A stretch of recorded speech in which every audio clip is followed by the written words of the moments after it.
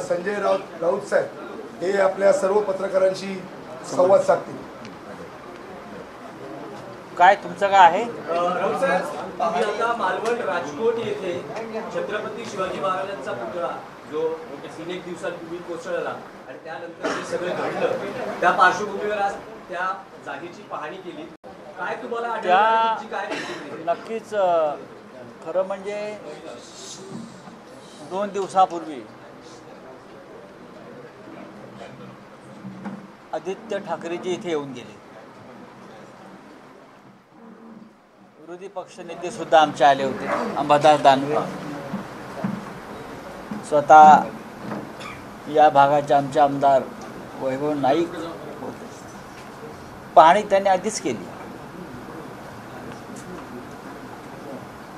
छत्रपती शिवाजी महाराजांचा छिन्न विछिन्न झाकून ठेवलेला पुतळा दुर्दैवाने आम्हाला पाहावा लागतो आहे.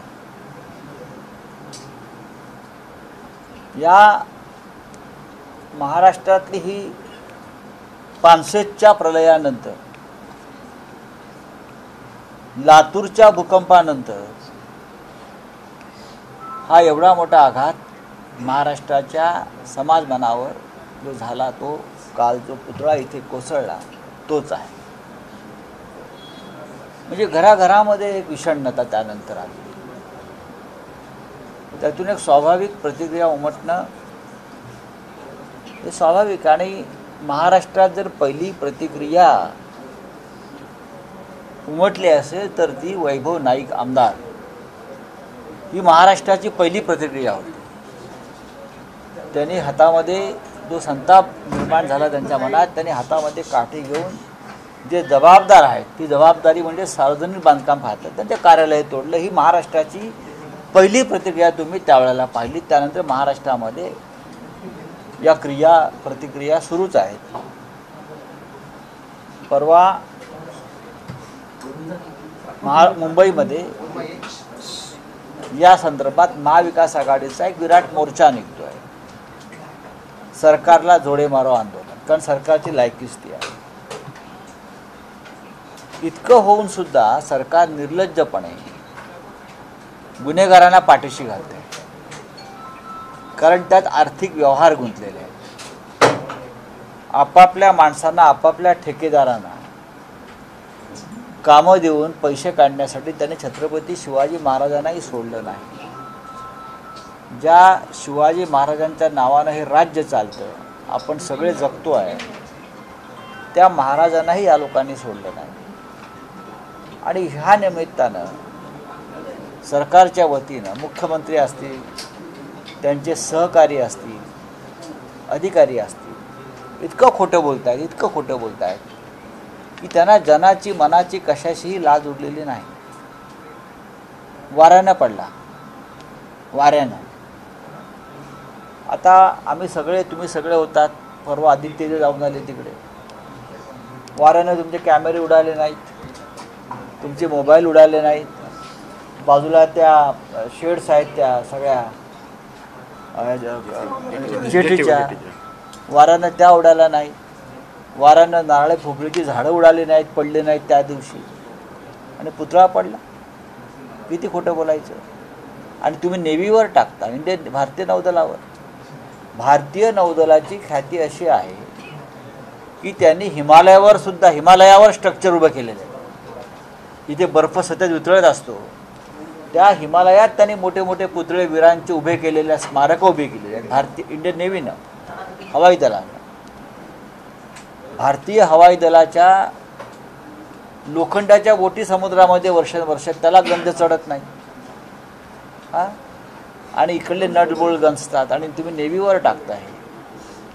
यासारखं दुसरं गंभीर कृत्य नसेल की तुम्ही आपल्या पापाचं खापर भारताच्या नौदलावर टाकत आहात. पण महाराष्ट्राच्या जनतेनं हे सगळं उघड्या डोळ्याने पाहिलं की ह्यात कोण सामील आहे. शिल्पकार कोणी आपटे म्हणून आहे, ज्याला अनुभवच नव्हता, जो लहान लहान मूर्त्या बनवायच्या, आणि त्याला शिवाजी राजांची टोलेजंग मूर्ती बनवण्याचं कॉन्ट्रॅक्ट कसं आणि कोणी दिलं. आरोपी हा आपटे असला तरी मुख्य आरोपी आपटेला काम देणारा सूत्रधार आहे आणि तो ठाण्यातला आहे. आपट्यांना सुपारी कोणी दिली? ही सुपारी आहे. आपट्यांना सुपारी देणारा मुख्य सूत्रधार हा मुख्य गुन्हेगार आहे आणि तो ठाण्यातला आहे. त्याशिवाय इतक्या अनअनुभवी माणसाला सिंधुदुर्ग किल्ल्यावरच्या ऐतिहासिक पुतळ्याचं काम कोणी देऊ शकत नाही. जे स्कूल ऑफ आर्टचं जे सल्लागार मंडळ आहे या संदर्भातलं, त्यांनी जाहीर केलेलं आहे की हा पुतळाच बेकायदेशीर आहे. मुळात या पुतळ्याची रितसर मान्यता राज्याच्या सांस्कृतिक महासंचालनाकडनं घेतलेली नाही. डायरेक्टर ऑफ कल्चर जे आहे जे स्कूल ऑफ आर्टमध्ये, त्यांच्याकडून रितसर परवानगी आणि मान्यता घ्यावी लागते की हा पुतळा या पद्धतीनं बनवला जातोय, या पद्धतीनं त्याचं कास्टिंग होत आहे, या पद्धतीचं मटेरियल वापरलं जातं आहे, पुतळ्याचा चेहरा, त्याचं साधर्म्य, या संदर्भात सुद्धा एक परवानगी घ्यावी लागते. हे शिवाजी महाराज आहेत, ते डॉक्टर बाबासाहेब आंबेडकर आहेत, त्या संदर्भातलं कोणतंही काम केलेलं नसताना हा पुतळा बांधला. माझ्या माहितीनुसार मूळ परवानगी जी घेतलेली आहे या शिल्पकारानं ती 5 फुटाचीच आहे, 5 फुटाची आहे. आणि पुतळा किती उंच बनवला आहे आणि त्यानंतर पुतळा बनवल्यावर त्यांनी मान्यता घेतली नाही सरकारची. त्याच्यामुळे ह्याच्यात बरेच गुन्हेगार सामील आहेत आणि या गुन्हेगारांना कोणीतरी मोठा वरदहस्त असल्याशिवाय हे होऊ शकत नाही. आणि मी वारंवार म्हणतो, ठाणे कनेक्शन या शिल्पकाराला काम कोणी दिलं, कोणाच्या शिफारशीने दिलं, हे आपटे अचानक उपटले कसे, त्याचा शोध आधी घ्या. अजूनही फक्त मगाशीच मला आमदार वैभव नाईक सांगत होते, अजूनही फक्त FIR दाखल झाला आहे, रितसर गुन्हे नोंदवायचे आहेत, कोणाला अटक झालेली नाही, कारवाई नाही, कोट्यावधीचा व्यवहार आहे, यात आता ED नाही, CBI नाही, लष्कराचे इंटेलिजन्स नाही, कोणी केले सगळे.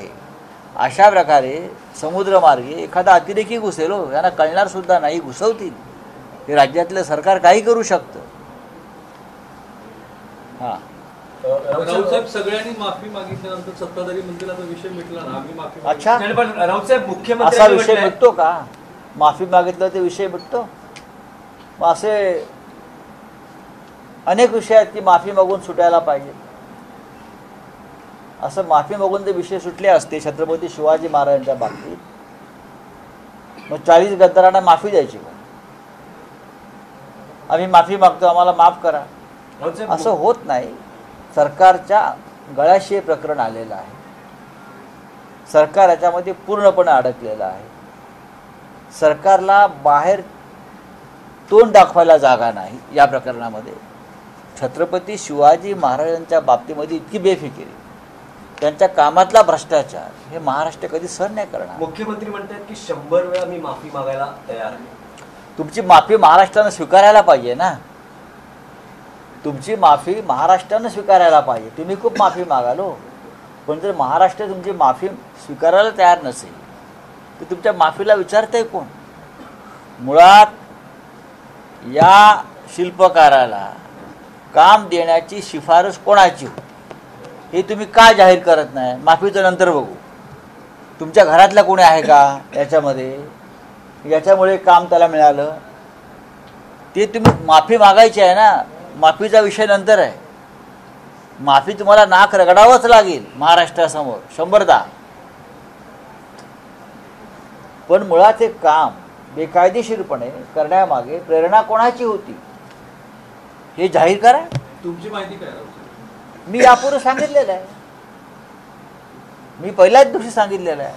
हे ठाणे कनेक्शन काय आहे, हे कोणामुळे काम मिळालं आहे. इतक्या अनुभवशून्य कलाकाराला, मी तरुण कलाकारांना उत्तेजन देण्याच्या संदर्भात आम्ही कायम पाठीशी असतो. पण शिवाजी महाराजांसारखा विचार जेव्हा आपण लोकांसमोर पुतळ्याच्या रूपानं मांडतो तेव्हा नक्कीच अनुभव लागतो. नक्कीच काही कायदेशीर बाबी, सांस्कृतिक बाबी पूर्ण कराव्या लागतात. त्या पूर्ण केलेल्या नाहीत. आता राज्य सरकार बैठका घेत आहे एकूण पुन्हा आणि पुतळा उभारता येईल या संदर्भात आणि जेव्हा लोकांचा उद्रेक झाला आणि इथे माननीय आमचे आदित्य ठाकरेजी किंवा जयंतराव पाटील असे नेते जेव्हा इथे आले ते स्वाभाविक आहे. येणार इतकी मोठी दुर्घटना घडल्यावर महाराष्ट्रामध्ये अकांत झाल्यावरती नेत्याने यायचं नाही, जनतेने यायचं नाही. तुम्ही त्यांना रोखण्यासाठी तुमच्या पक्षाचे गुंड रस्त्यावरती उभे करता. मग कशा करताय? तुमचं काय चुकलं नाही ना? मग पोलीस आणि पक्षाच्या गुंडांना रस्त्यात उभं करून आमच्या नेत्यांना आणि जनतेला का अडवता? सांगा ना. तुमचं काय म्हणणं आहे? राज्य सरकार विशेषतः मुख्यमंत्री उपमुख्यमंत्री यांनी 2 दिवसात या संदर्भात बैठका घेतलेल्या आहेत आणि पुन्हा नव्याने ते छत्रपतींचा नवीन काम कोणत्या ठेकेदाराला द्यायचं यासाठी बैठका असते. आता दुसरा ठेकेदार पुतळ्याचं बजेट वाढवून बरं का कोणाला देता येईल त्यासाठी बैठका ते घेऊ शकता. मंत्रालयातली प्रत्येक बैठक सध्याची ही ठेकेदारांना कसं कोणतं किती काम द्यायचं त्याच्यासाठीच होते. त्यातून शिवाजी महाराज सुद्धा सुटलेले नाहीत. राऊत साहेब, आज आपण पाहिलं की मीडिया माध्यमांना आज सोडण्यात आलं नाही, तुम्ही सांगितल्यानंतर सोडण्यात आलं आणि पुतळा देखील जाधवावर सील करण्यात. काय सांगाल याबद्दल? बघा, या तुमच्या भागामध्ये पत्रकारांवरती कायम हल्ले झाले, खून झाले, राजकीय कार्यकर्त्यांचे, शिवसैनिकांचे, पत्रकारांचे. पत्रकारांना घरात घुसून रात्रभर मारण्याच्या धमक्या भाजपकडून दिल्या गेल्या. मला कोणाची नावं घ्यायची नाही. अशा वातावरणामध्ये खरं म्हणजे गृहमंत्र्यांना आव्हान आहे. राज्याला गृहमंत्री आहे का हा मुळात पहिला प्रश्न आहे. गृहमंत्री असेल मग गृहमंत्री इतका दुबळा आणि बुळ्या कसा की पोलिसांना त्याच्यासमोर म्हणजे ते बघतायत टी व्हीवरती म्हणजे पोलिसांना धमक्या दिल्या जात आहेत त्यांच्या. आम्ही जर आमच्या एखाद्या कार्यकर्त्याला जरी कोणी दम दिला तर आम्ही घुसतो आणि त्याला ताकद देतो. माझ्या कार्यकर्त्याला दम द्यायचा नाही. तुम्ही या राज्यातली जी वर्दी आहे त्या वर्दीचाच मान ठेवायला तयार नाही, त्या वर्दीला संरक्षण द्यायला तयार नाही, त्या वर्दीची प्रतिष्ठा राखायला तयार नाही. तुम्ही कसले गृहमंत्री? गृहमंत्री आम्ही पाहिले त्या राज्यामध्ये बाळासाहेब देसाई पाहिलेले आहेत, पाहिलेत ना गृहमंत्री आम्ही. शरद पवार गृहमंत्री होते. आमदारांच्या गाडी धुतायत. आमदारांच्या गाड्या धुतात आजच आलंय आणि ते पण सगळे मिंदे गटाचे. आमदारांच्या गाड्या धुवायचं काम पोलिसांना दिलंय. काय करतात गृहमंत्री? देवेंद्र फडणवीस यांना गृहमंत्री म्हणून स्वतःला म्हणून घ्यायचा अधिकार नाही. सागर बंगल्यावर पाऊस. सोडलं जात नाही, किती दिवस चालेल? हे असं आहे की सरकारची लाज जी गेलेली आहे ती अशा प्रकारे चारी बाजूनी सील करून आतमध्ये लोकांना न सोडून ती लाज काय त्यांची परत येणार नाही. आताही मी पाहिलं आपल्याला सोडत नव्हतं. हे पाप आहे, चव्हाट्यावर आलंच पाहिजे. छत्रपती शिवाजी महाराजांच्या संदर्भात या राज्यात जे दुष्कर्म या सरकारने केलं आहे ते दडपण्यासाठी तुम्ही मीडियावर दडपशाही करत असाल तरी चुकीचं आहे. राऊतसाहेब, आपण आता दौऱ्यामध्ये होता आणि काही वेळापूर्वी राज्याचे उपमुख्यमंत्री आले, मीडियाला अगदी स्वागतार्थ अगदी आतमध्ये घेण्यात आलं. मात्र आपल्या दौऱ्याच्या वेळी मज्जाव करण्यात आला. आपल्यासोबत काही मीडियाचे प्रतिनिधी होते, त्यांचे अगदी शर्ट फाटेपर्यंत पोलिसांनी ओढून बाहेर काढलं. काही पोलिसांची देखील शर्टाची बटणं तुटले. तिथे परिस्थिती कशी आहे? अशा परिस्थितीत एका आतंकवादी येतात, अशी परिस्थिती पत्रकारांना वागवण्यात आली असतात. मी आपल्या जिल्ह्याची परिस्थिती जी आहे जनतेला आता कळलं असेल की त्याने लोकसभा निवडणुकीत काय चूक केली. जनतेला या भागातल्या आता कदाचित जाणीव झाली असेल की लोकसभा निवडणुकीमध्ये त्याने किती मोठी चूक केलेली आहे, की ते त्यांचं स्वातंत्र्य बरं का, त्यांची प्रतिष्ठा, त्यांचा मोकळेपणा जगण्याचा सगळं गमावून बसले आहे. आणि या कोकणची संस्कृती पुन्हा एकदा मातीमोल होताना मला दिसते. राऊतसाहेब, यापूर्वी 2 दिवसांपूर्वी आदित्य ठाकरे आले, आज तुम्ही आलात. उद्धव ठाकरे इथे येणार आहेत. पाहू. आदित्य ठाकरे आले आणि त्यांनी मोर्चाचं नेतृत्व केलं. त्यांनी एक परखडपणे पक्षाची भूमिका आदित्यजींनी मांडली.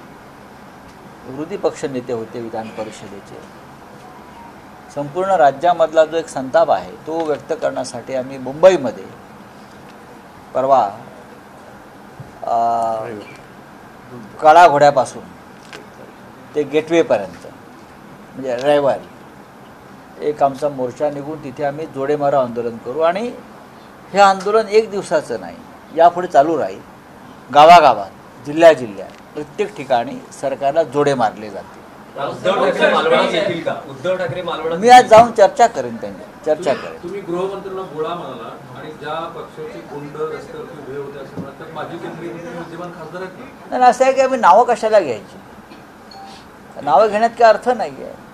ते ज्या पक्षाचे आहेत त्या पक्षाची संस्कृती असेल तर मला असं वाटतं गृहमंत्र्यांनी सांगावं, हो ही माझी संस्कृती आहे की मी गृहमंत्री असलो तरी माझ्या अखत्यारीतल्या पोलिसांना कोणीही कसंही मारलं, त्याच्या तोंडावर थुंकलं तरी मी सहन करेन. म्हणून ते बुळे. तुम्ही बुळा हा शब्द वापरला. मग बुळा हा शब्द चुकीचा आहे, अनपार्लमेंटरी आहे का? बुळा म्हणजे काय? निर्बल, दुबळा. इतका दुबळा गृहमंत्री आम्ही पाहिलाच नाही असं मी म्हणतोय. त्याच्यावरती वारंवार तुम्हाला प्रश्न विचारत आहे, त्यातून तुम्हाला काय मिळणार नाही. मी जो शब्द बोललाय तो योग्य आहे. राऊतसाहेब, पंतप्रधानांच्या उपस्थितीत या पुतळ्याचं अनावरण झालं होतं. ही घटना घडल्यानंतर अजून पंतप्रधानांचं मौन. प्रधानमंत्री हे कायम मौनात असतात. जिथे त्यांना चमकायची संधी मिळते तिकडे ते जरूर येतात. ते येणार होते म्हणून इकडे 3 हेलिपॅड्स उभारले. त्या हेलिपॅडवरच 3-4 कोटी रुपये खर्च झाल्याची माझ्याकडे माहिती आहे. तो हेलिपॅडचा खर्च आमच्या सार्वजनिक बांधकाम खात्यानं केला. लोक आणले हेलिपॅडने, प्रधानमंत्री आले. पण इतका मोठी दुर्घटना होऊन सुद्धा प्रधानमंत्र्यांच्या तोंडात एरवी ते शिवाजी महाराज जयंतीला 2-2 ओळीचे ट्विट करत असतात. छत्रपती कसे युगपुरुष आहेत, छत्रपतींनी आम्हाला कशी प्रेरणा दिली वगैरे वगैरे वगैरे. तेवढे ट्विट करण्यापूर्वी छत्रपतींचा आम्हाला आशीर्वाद आहे. अरे तुमच्या हाताने उद्घाटन केलेला पुतळा छत्रपतींचा, बरं का, तुमची पाठ वळताच कोसळलेला आहे 5 महिन्यात 8 महिन्यात.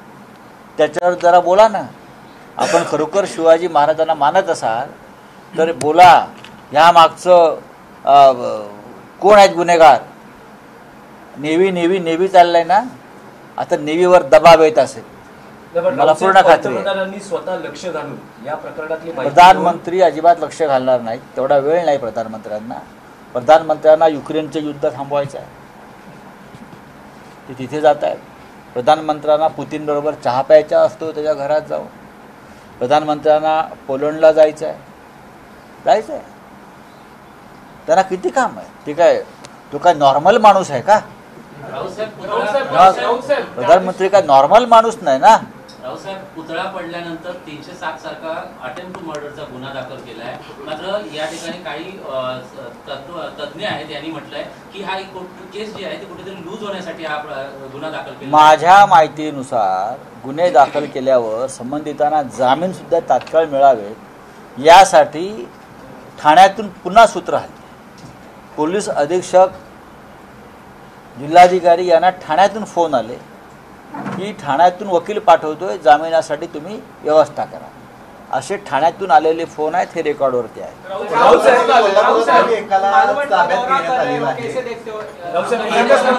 एक मराठी प्रश्न आहे.